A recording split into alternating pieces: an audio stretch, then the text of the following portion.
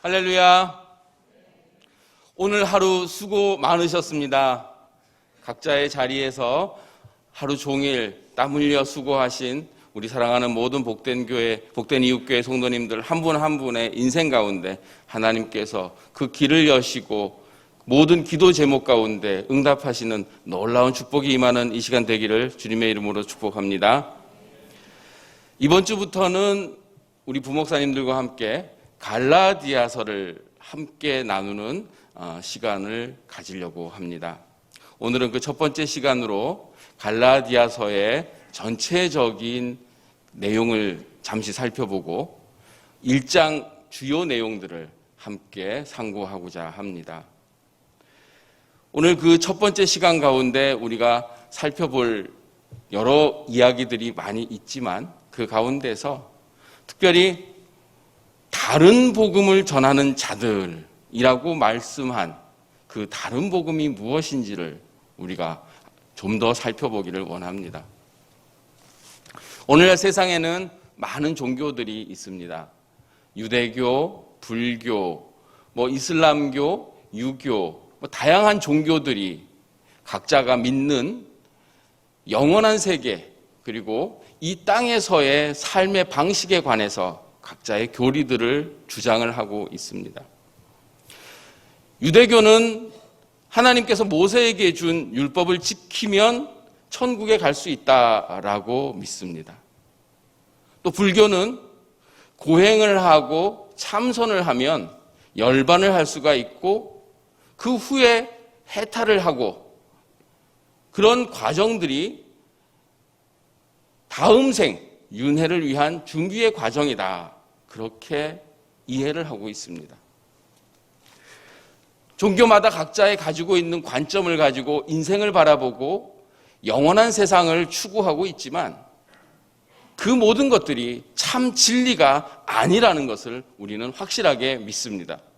오직 우리 그리스도인들은 우리 인간이 가지고 있는 죄를 씻어내지 않고서는 천국에 들어갈 수 없다라는 사실을 우리는 확실하게 믿습니다. 인간이 가지고 있는 죄를 씻는 유일한 방법이 바로 예수 그리스도의 보혈의 피, 십자가에서 우리를 대신하여 죽은 그 보혈의 피만이 우리의 죄값을 대신할 수 있다라는 이 진리의 말씀을 늘 붙들고 살아가는 저와 여러분들 되시기를 바랍니다. 갈라디아서는 바로 이 복음을 확실하게 우리에게 다시 한번 상기시켜주는 말씀이라고 할 수 있습니다. 수많은 선교사들이 핏값으로 세운 수많은 교회들, 그 교회들을 흔들고 분열시키고 그리고 다른 복음을 전하는 이 거짓 형제들에 대한 경고의 말씀이기도 합니다. 이 갈라디아서가 이야기하는 이 은밀히 들어와서 속삭이는 이 거짓 형제들의 다른 복음, 이것을 좀 더 자세히 알기 위해서는 이것이 이미 어느 정도 기록이 되어 있는 사도행전을 우리가 살펴볼 필요가 있습니다. 이 갈라디아서가 쓰여진 이 정황은 사도행전 1장부터 15장까지 기록이 되어 있습니다. 예수님이 승천하시고 얼마 동안은 복음이 예루살렘을 중심으로 전해졌습니다. 그리고 예루살렘에서 유대인들을 중심으로 복음이 전해졌죠.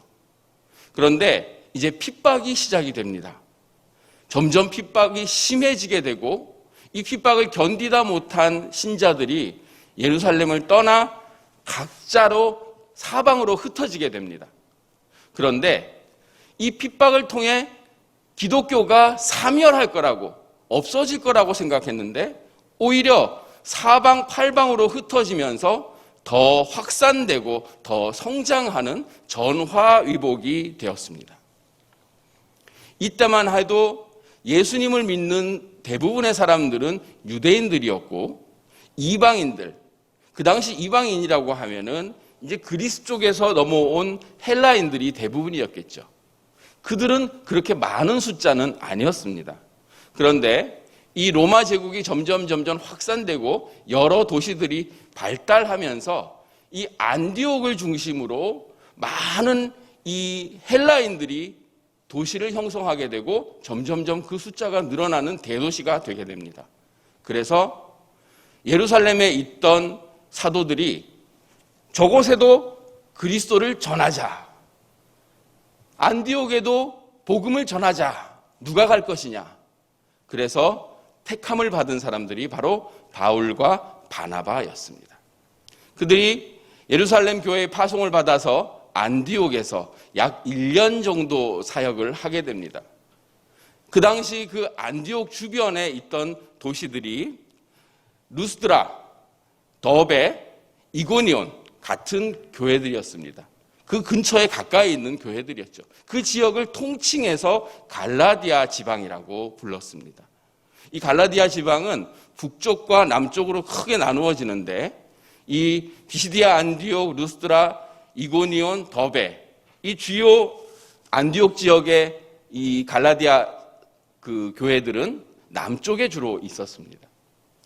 이 교회들이 이제 어느 정도 자리 잡고 바나바와 바울의 그 노력으로 믿음이 왕성해지고 이제 스스로 자립할 수 있는 때가 이르자 바나바와 이 바울은 안디옥 교회, 그들이 이제 모태로 삼았던, 전진기지로 삼았던 이 안디옥 교회의 후원을 받아서 서쪽으로 복음을 전하기 위해서 전도 여행을 떠나게 되죠. 그것이 1차 전도 여행입니다.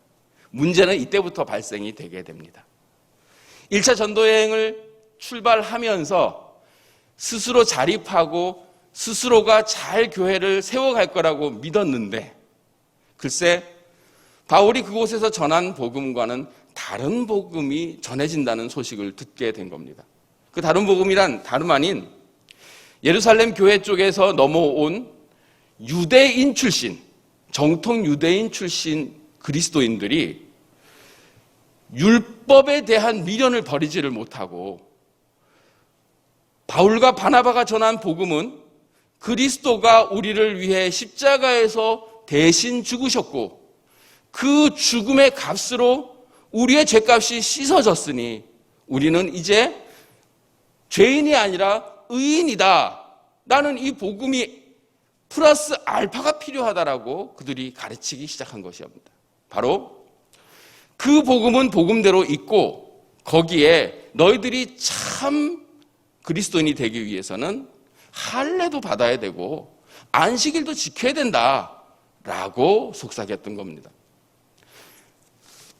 이 소식을 이제 여행 중에서 돌아오면서 들은 바울은 이게 무슨 일인지 아주 마음에 혼란이 생겼고 분노가 일어나게 됐던 것입니다. 아니 그러면 복음이 주님이 돌아가신 것이 아무런 가치가 없다는 얘기냐? 굳이 안식일을 다시 지키고 할례를 다시 받아야 한다면 주님은 도대체 왜 돌아가신 것이냐? 이 분노 때문에 즉시 편지를 통해서 갈라디아 교회를 다시 한번 일깨우고 있는 이야기가 바로 오늘 갈라디아서의 전체적인 흐름입니다. 이 바울이 갈라디아 교회에 편지를 쓰면서 아주 강하게 주장했던 내용들이 몇 가지가 있습니다. 첫 번째가 우리 갈라디아서 2장 4절에 보면 이 거짓 복음을 전하는 자들을 거짓 형제다 이렇게 지칭을 하고 있습니다. 그러면서 3장 1절에서 누가 너희를 꾀더냐라고 힐난하면서 4장 17절에서 그들은 교회를 이간시키고 교회를 분열시키는 자들이다 이렇게 지적을 하고 있습니다. 바울은 이런 상황에 대해서 이 거짓 형제들, 다른 복음을 전하는 자들을 육체를 따라 난 자들이다 이렇게 얘기하고 있고 오로지 복음만 믿는 이 주님의 자녀들, 올바른 믿음을 추구하는 자들을 성령을 따라 난 자들이다 이렇게 다시 한번 각인시켜주고 있는 것입니다.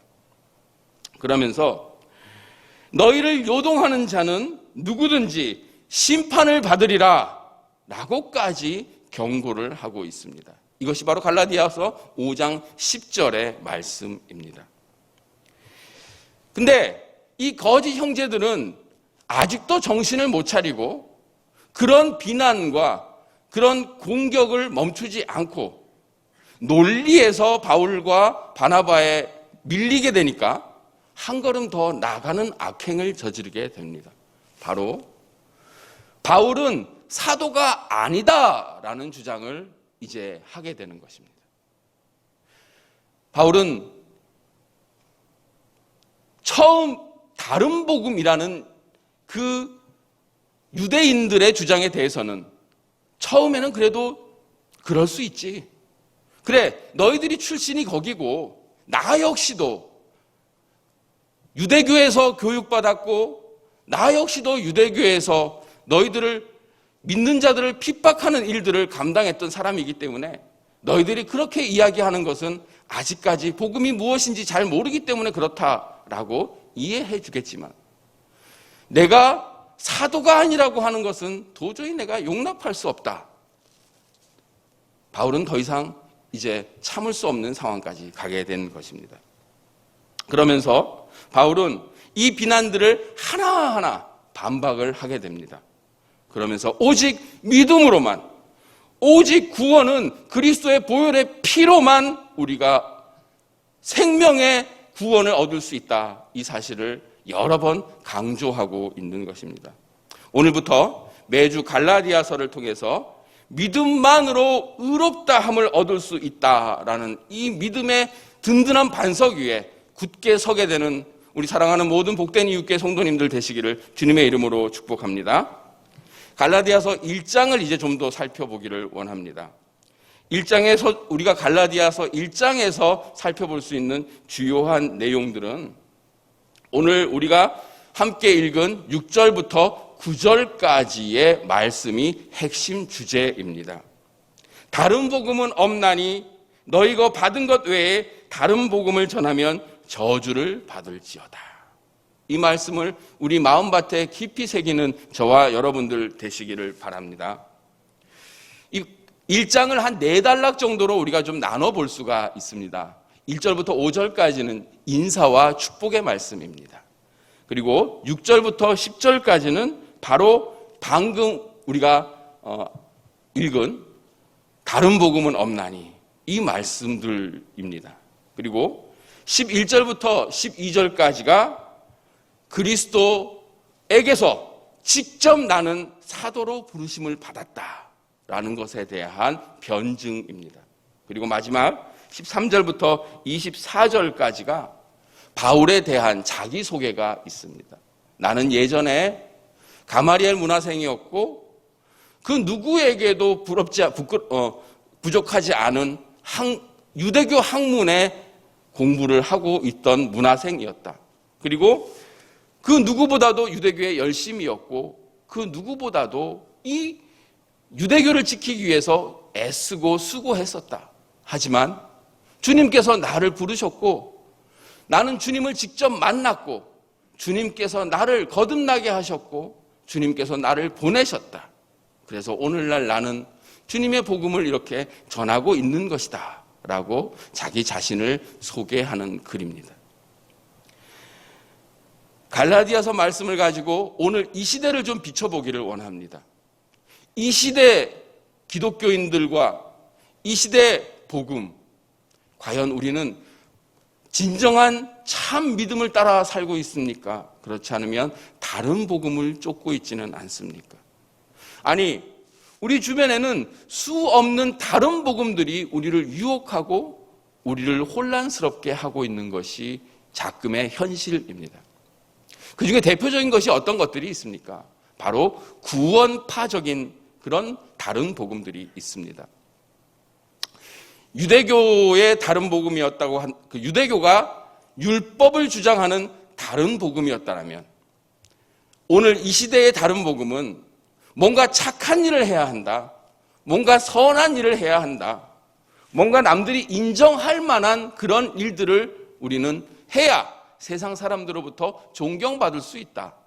이런 주장들이 우리를 미혹하고 있습니다. 이것이 참입니까?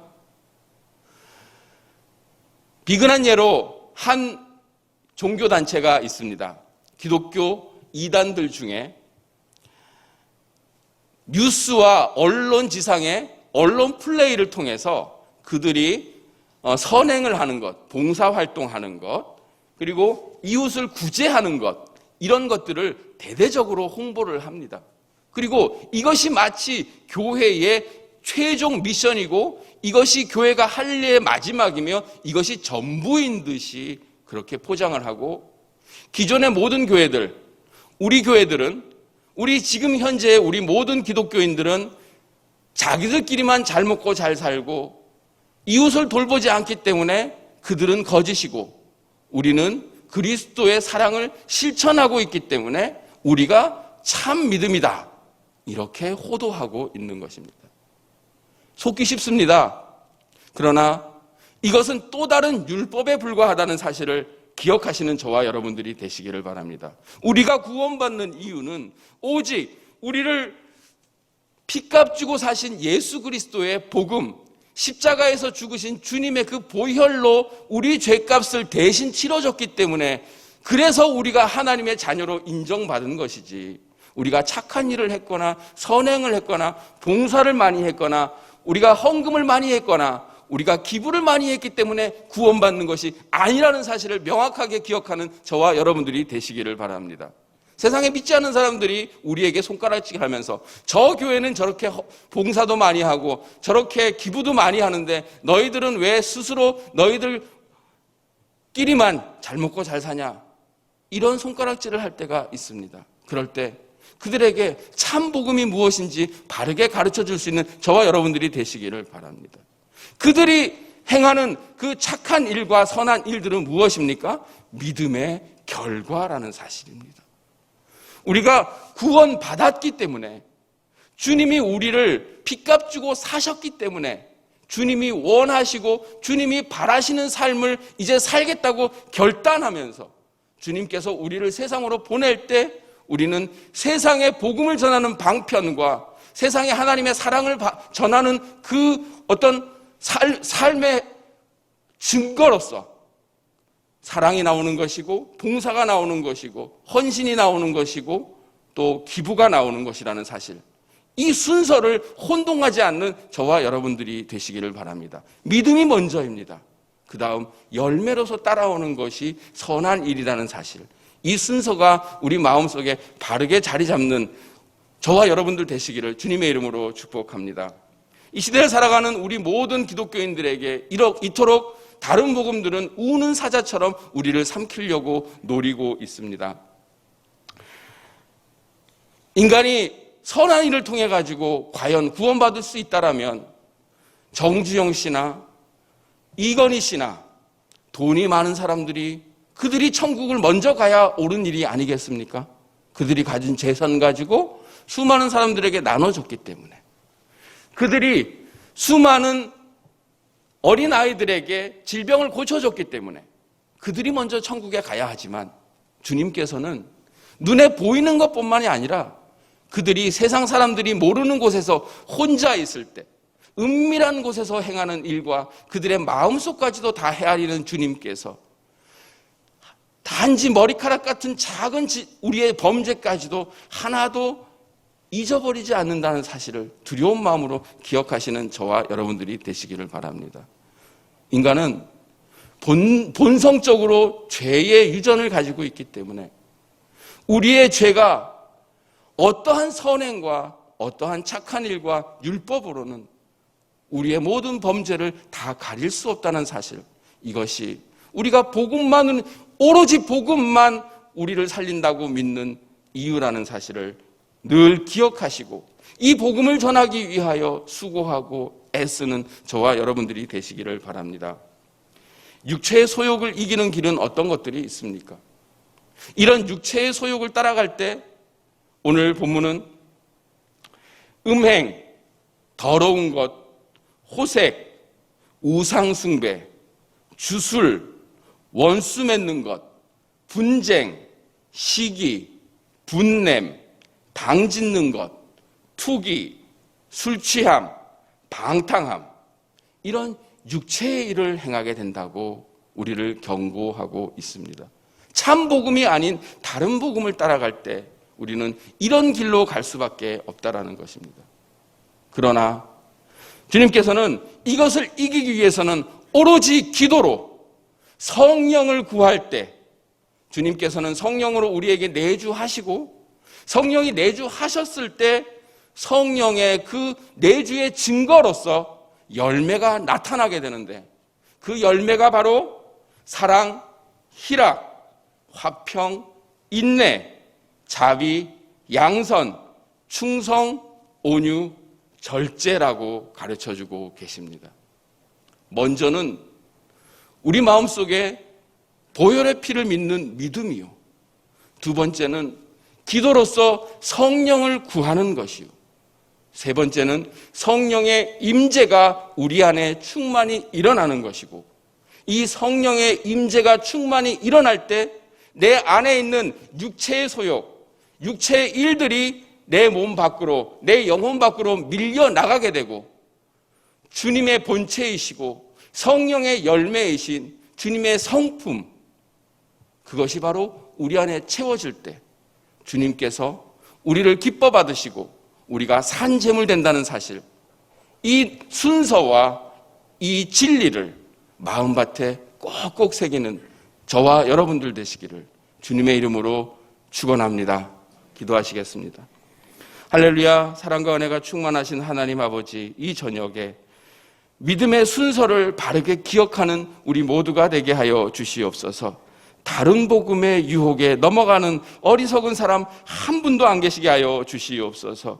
우리가 율법으로는 어떠한 선행으로도 절대 구원을 얻을 수 없으며 오로지 주님의 그 보혈의 피를 믿고 십자가의 보혈의 피가 우리 죄를 씻었다는 이 믿음만이 우리를 영생하게 한다는 사실을 늘 기억하고 주님께 나와 기도함으로 주님만 따라가는 우리 모든 복된 이웃교회 성도들 한 분 한 분 되게 하여 주시옵소서. 우리 주 예수 그리스도 이름 받들어 감사하며 기도 올리옵나이다. 아멘.